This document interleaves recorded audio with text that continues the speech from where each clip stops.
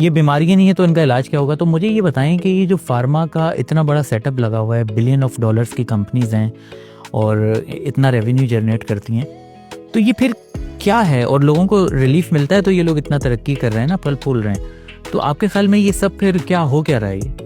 देखिए, ये ऐसा ख़तरनाक मौजू है कि जिसमें इंसान के लिए सामान्य शहादत भी तैयार हो सकता है। नहीं, आप खुल के बात करें। और रफ्तार और गुफ्तार दोनों बंद हो सकते हैं। नहीं, हमें परेशानी नहीं, आप खुल के बात करें, ये दोनों बात करें। ये दोनों बहुत ही सेंसिटिव मौजू है, लेकिन इस पर कोई ना कोई तो बोलना चाहिए। ये जो हमारी वेस्टर्न मेडिकल साइंस है, जिसको हम एलोपैथिक मेडिसिन कहते हैं, इस वक्त दुनिया का सबसे बड़ा बिजनेस है। तो एक रूल है कि जंग के लिए हथियार चाहिए, तो दवा के लिए क्या चाहिए? बीमारी चाहिए। तो इस तरह मैं कहता हूँ कि ये दुनिया दो भाइयों के हाथ में है। एक भाई ने इस पूरे निज़ाम को sale of sickness in the name of health, इस तरीके से इसको बीमार करना और बीमार रखना है, और दूसरा जो होता है वो भाई, वो दवा खिला के पूरी जिंदगी, दोनों तरह से वो उसको पैसा कमाते हैं। तो जब हमारा ये इंडस्ट्री रिवोल्यूशन आया, इंडस्ट्री रिवोल्यूशन के बाद इंसान का जो पैरामीटर है वो सब चेंज हो गया, इंसानियत का मैयार चेंज हो गया, पैसा। तो दुनिया में इस वक्त सबसे ज़्यादा पैसा जिस इंडस्ट्री के पास है वो फार्मा है।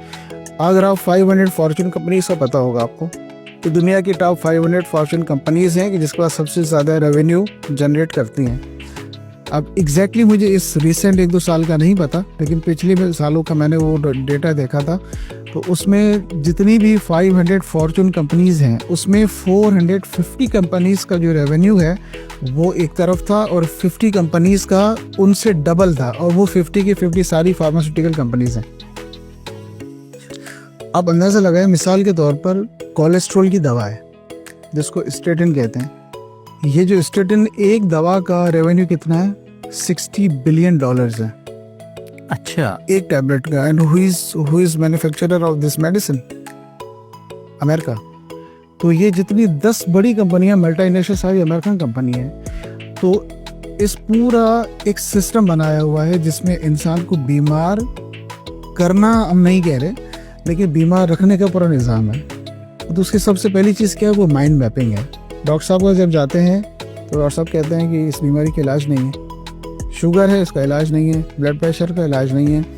इलाज क्या है? आपने पूरी ज़िंदगी दवा खानी है। क्यों का जवाब नहीं है। और ये बड़ा अजीब है। मिसाल आपने सवाल किया कि इन तमाम बीमारियों का इलाज क्यों नहीं है, इतनी साइंसी तरक्की और ये सब कुछ होने के बावजूद। तो ये इसका जवाब ना बेचारे मरीज़ को पता है ना डॉक्टर को पता है।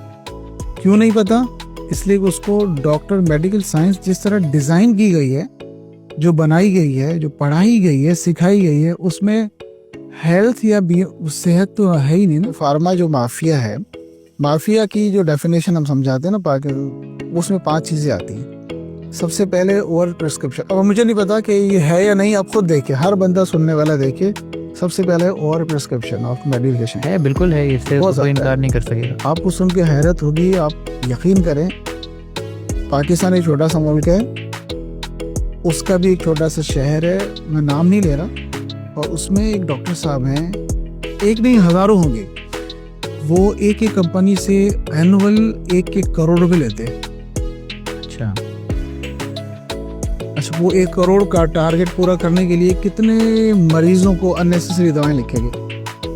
आप प्रिस्क्रिप्शंस देखें, 18 16 मेडिसिन लिखी होती हैं। अब ये जो मेल प्रैक्टिस है ना, ये हर इंसान इसको फील करता है और एक्सपीरियंस करता है, ये बहुत ज़्यादा है। तो पहली चीज़ जो है ना, ओवर प्रिस्क्रिप्शन ऑफ मेडिकेशन दुनिया पाकिस्तान में सबसे ज़्यादा अनकंट्रोल्ड, कोई पूछने वाला भी नहीं है। डॉक्टर साहब, इसमें आप सिर्फ फार्मा कंपनीज को ही क्यों कसूरवार कह रहे हैं? तो कसूरवार तो डॉक्टर भी हुआ, इतना पढ़ लिखने के बाद वो अगर ये समझाने की प्रैक्टिस कर रहा है।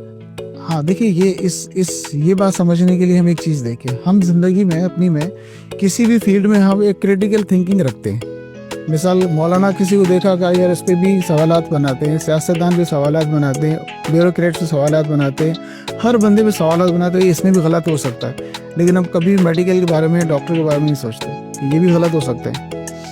जो हमारी जो ब्लाइंड फेथ है इस पर, ये खुद हमारे लिए नुकसानदेह है। चूँकि जो सोसाइटी है, डॉक्टर्स भी इसी में से निकलते हैं ना। आपको खुद बताएं, अभी जितनी भी ये पूरा एक बड़ा बिजनेस है, मेडिकल कॉलेजेस का और डॉक्टर्स का ये बनने का, अब खुद देखें 1-1 करोड़ 2-2 करोड़ में देखे डॉक्टर बनेगा, वो आप क्या समझते हैं क्यों बनेगा? तो जो डॉक्टर्स इंसान को हेल्थ के लिए बनते हैं वो अलग होते हैं या कम होते हैं। दुनिया में दूसरा जो सिस्टम है वो इसमें बीमारी के लिए बनते हैं, वो बीमार बदन से कमाने के लिए बनते हैं। अब खुद देखें कि इस वक्त जो मेडिकल सिस्टम का जो सिस्टम बना हुआ है ना, वो बीमारी पर बेस्ड है, केयर ऑफ डिजीज है। तो मैं उसे कहता हूँ 3 C's कहलाता हूँ, कहते हैं उसे 3 C's, यानी care, control and cut. The care of disease मरीज का उसमें नहीं है। हमें एक दूसरी मिसाल दी जाती है कि डॉक्टर जो है ना वो इस वक्त निकाह खान है। मरीज जब आता है तो डॉक्टर साहब ने बाकायदा उसका एक दवाओं के साथ मरीज का निकाह बढ़ाते हैं और ये दवा है, ये पूरी ज़िंदगी खानी है, दैट्स ऑल।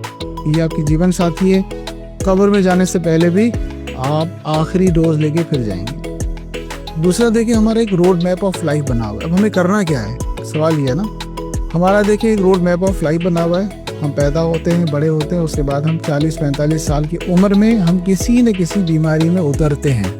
बिल्कुल ऐसे। उतरने के बाद हम डॉक्टर साहब पास जाते हैं। डॉक्टर साहब क्या करते हैं, हमारे पर टेस्ट वेस्ट करवा के एक लेबल लगाते हैं कि आप बीमार हैं, ये आपकी बीमारी है, ये कभी ठीक नहीं होगी, आपका काम है ज़िंदगी में दवाएं खाना। हम एक गोली से शुरू करते हैं, मिसाल ब्लड प्रेशर, कोलेस्ट्रॉल की दवा हम एक गोली से शुरू करते हैं। अब हम चूंकि इनर जो सिस्टम है कि जो किसी न किसी सिस्टम के नतीजे में है, हम उससे लड़ना शुरू करते हैं। जैसे ब्लड प्रेशर, तो ब्लड प्रेशर इंसान का स्ट्रेस के नतीजे में बढ़ा तो हमने उस गोली से दबाया, तो चूंकि वो किसी सिस्टम के नतीजे में है तो वो और बढ़ेगा। अब हम दोबारा डॉक्टर साहब पास जाएंगे तो वो कहेंगे एक गोली से कंट्रोल नहीं है, आप 2 खाएं, 2 से नहीं है 3 खाएं, 3 से नहीं है 4 खाएं। तो जितनी दवाएं हम ज़्यादा खाते हैं, इनर हमारा सिस्टम उतना बढ़ता रहता है।